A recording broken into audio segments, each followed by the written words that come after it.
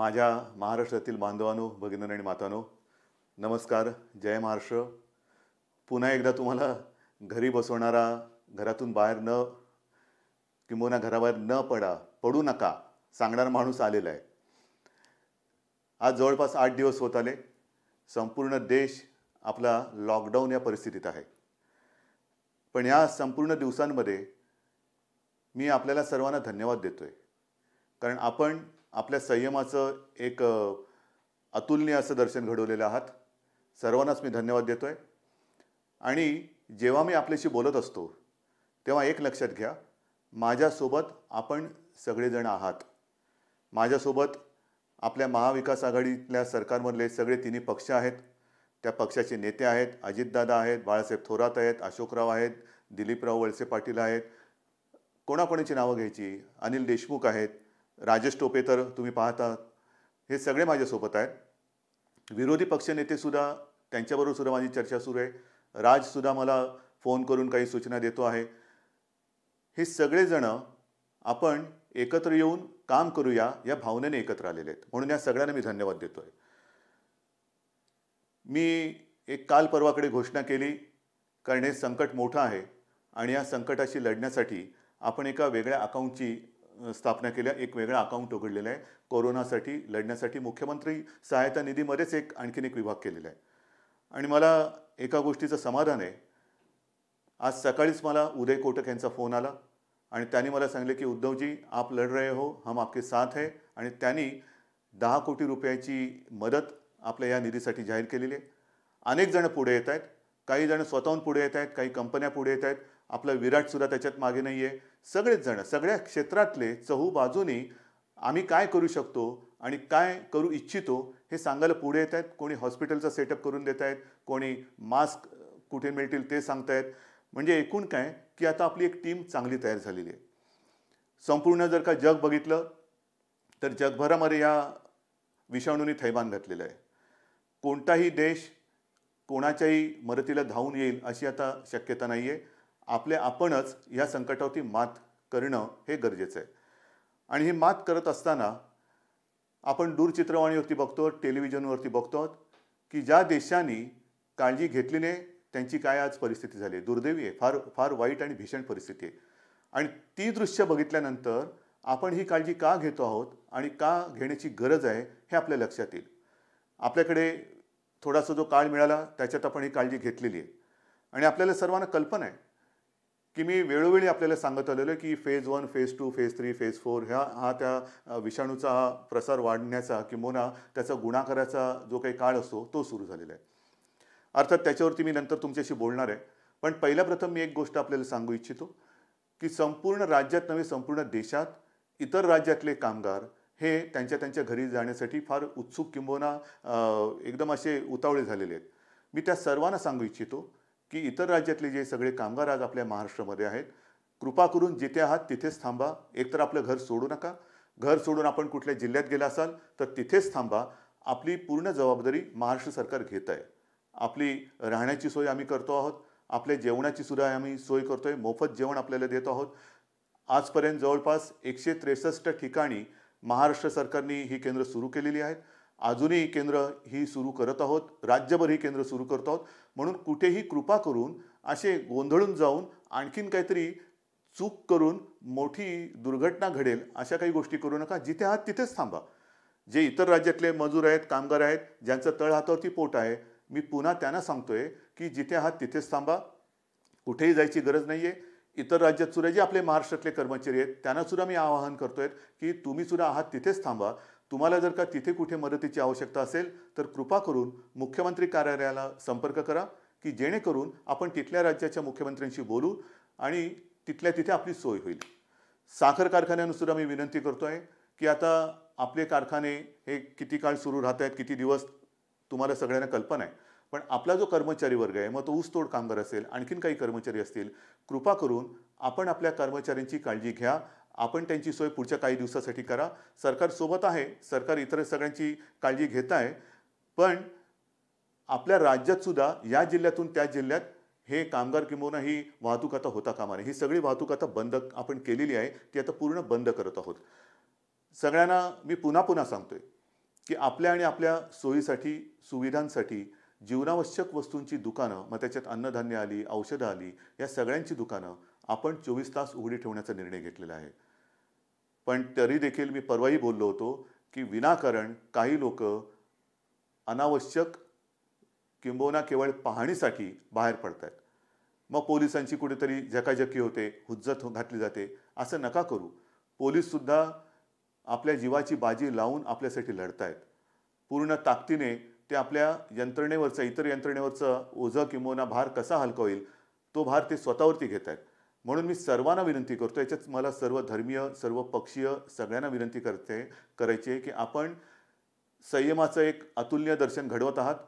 पण अजूनही काही वस्त्यांमध्ये असेल, काही विभागांमध्ये असेल, जर वर्दळ होत असेल, तर कृपा करून ती वर्दळ ताबडतोब थांबवा. विनाकारण सरकारला कठोर पावलं टाकायला लावू नका.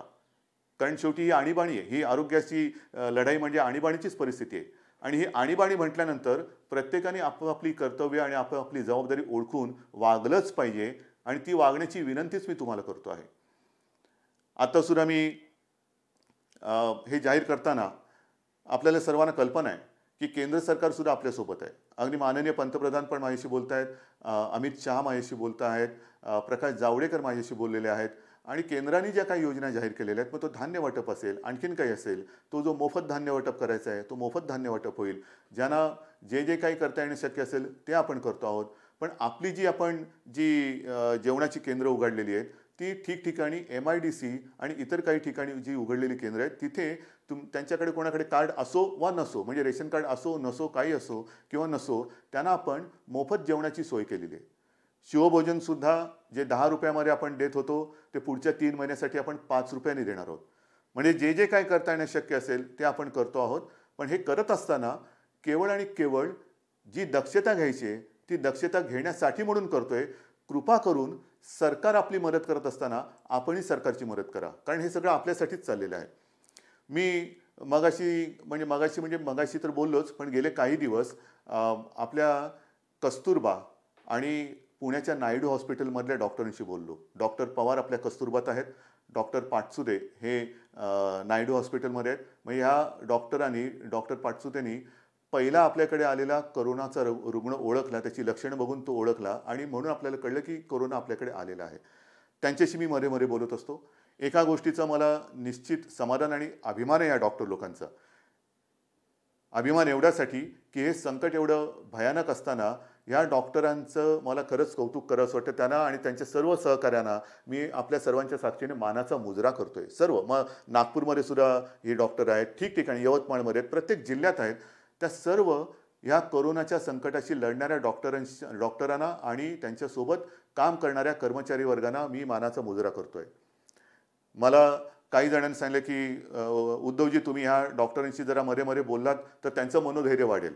मी बोलतोच आहे, पण सांगायला मला मी अभिमान का म्हणतोय आहे की यांच्याशी बोलल्यानंतर त्यांचं मनोधैर्य वाढतं की नाही मला कल्पना नाही, पण माझं मनोधैर्य वाढते.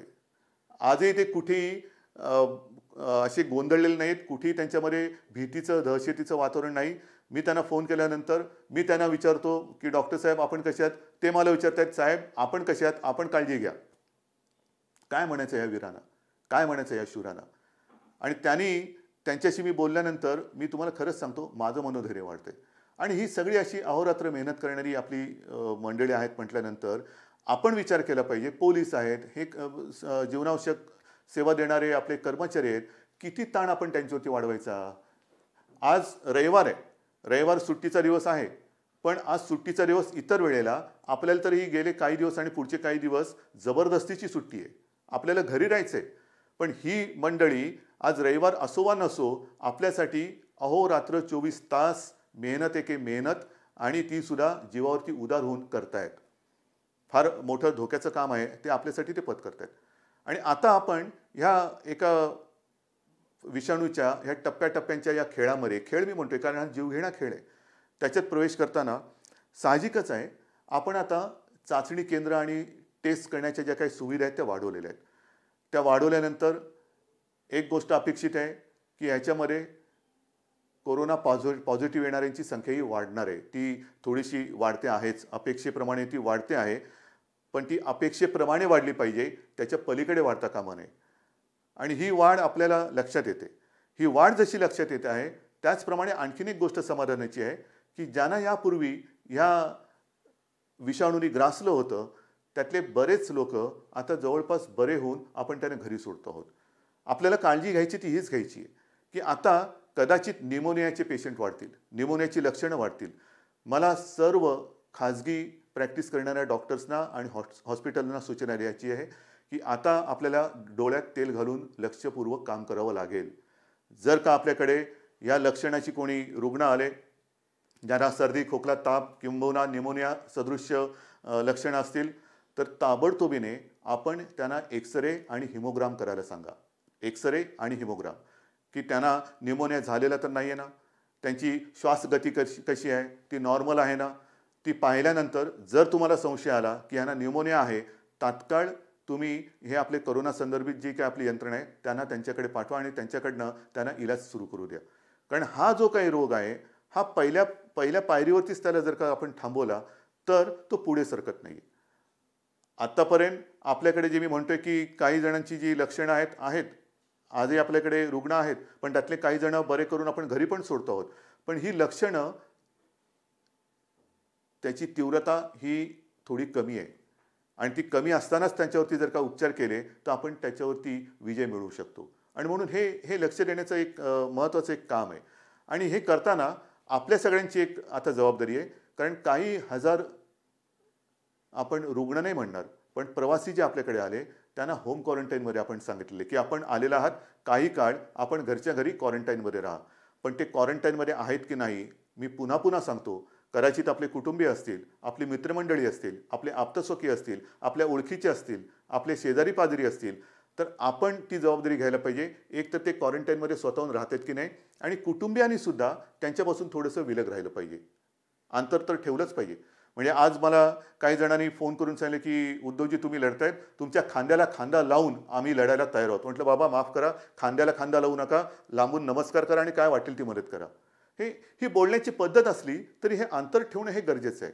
आणि त्याच्यात आता आपल्याला ज्याला डॉक्टरांच्या भाषेत एक टार्गेट ग्रुप किंवा हाय रिस्क ग्रुप जो म्हणतो, त्याच्याकडे अधिक काळजीने बघण्याची गरज आहे. त्याच्यामध्ये आपल्या गरोदर माता, गरोदर महिला आहेत, बालकं आहेत, 60 वर्षाच्या वरील वृद्ध आहेत, ज्यांना मधुमेह आहे, रक्तदाबाचा विकार आहे, ज्यांना जे थोडे अतिस्थूल आहेत, ह्या लोकांना तर आता फार जबाबदारीने वागावं लागेल. कारण एकूण असं लक्षात येते की ह्या विषाणूचा प्रादुर्भाव ज्यांना ही काही लक्षणं नाहीत किंवा ह्या काही व्याधी नाहीत त्यांच्यावरती थोडी तीव्रता कमी आहे, पण ही ज्यांना थोड्याशा दुर्दैवाने व्याधी आहेत त्यांच्यात ही लक्षणं थोडी तीव्रतेने जाणवत आहेत. म्हणून या सगळ्यांना मी विनंती करतोय आणि त्यांच्या घरच्या सगळ्यांना विनंती करतोय की कृपा करून ह्या लोकांना आपल्याला आता जपावं लागेल.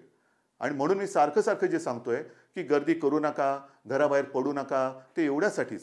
कारण आता हा काळ जो आहे हा अत्यंत महत्त्वाचा आहे. गुणाकाराचा काळ जो आहे तो म्हणतात तो हाच.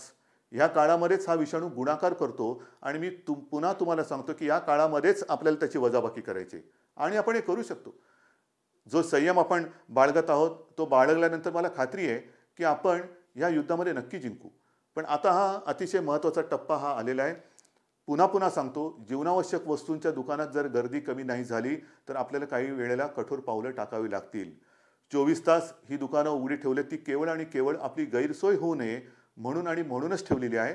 आपल्याकडे जीवनावश्यक वस्तूंचा तुटवडा नाही, औषधांचा तुटवडा नाही. सगळ्या बाजूंनी आपण अगदी यंत्रणा सुसज्ज आहे. आपल्याला लागू नये, लागणार नाही.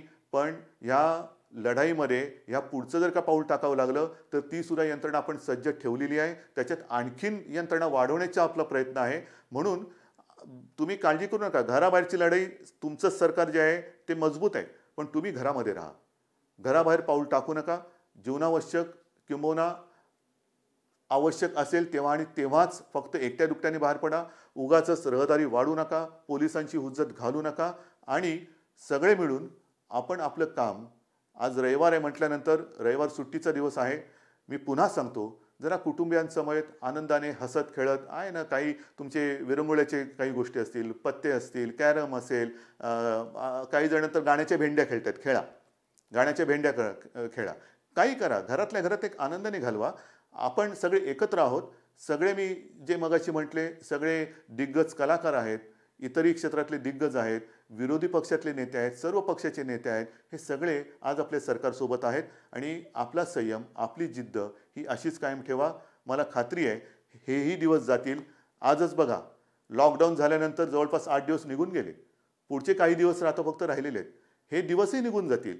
आयुष्य आपलं संपलेलं नाही, अजिबात नाही. पण आयुष्याची शैली ही काही काळ आपल्याला ही बदलावी लागते. ह्या काळाची नोंद ही जगाच्या इतिहासामध्ये होणार आहे. कारण अशी स्थिती यापूर्वी कधीही जगाने अनुभवली नव्हती. आणि त्या स्थितीत, या अवघड परिस्थितीत आपण हे युद्ध जिंकायचं आहे आणि आपण ते जिंकल्याशिवाय राहणार नाही. हा आत्मविश्वास माझ्यात आहे, तुमच्यातही असला पाहिजे. आणि तो आत्मविश्वास घेऊनच आपण घरामध्ये राहा. जय हिंद, जय महाराष्ट्र.